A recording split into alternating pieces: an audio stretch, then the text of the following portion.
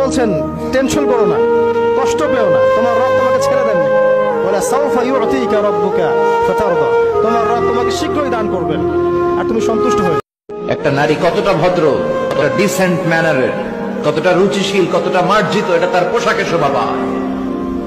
তার পোশাক দেখলে বোঝা যায় এটা কোন ঘরের মেয়ে, এটা কোন বংশের মেয়ে, এটা কোন এলাকার মেয়ে, তার বাবা কেমন, তার দাদা। অনেকে কষ্ট সহ্য করতে না পেরে সুইসাইড করে।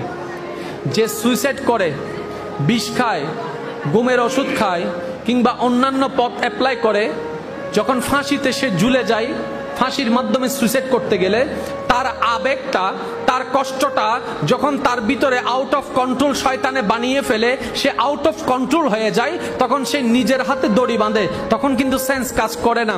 যখন সে এটাকে রাউন্ড করে তখন সেন্স কাজ করে না। যখন সে ঝুলাই দেয়, গলার মধ্যে লাগায়, তখনও সেন্স কাজ করে না।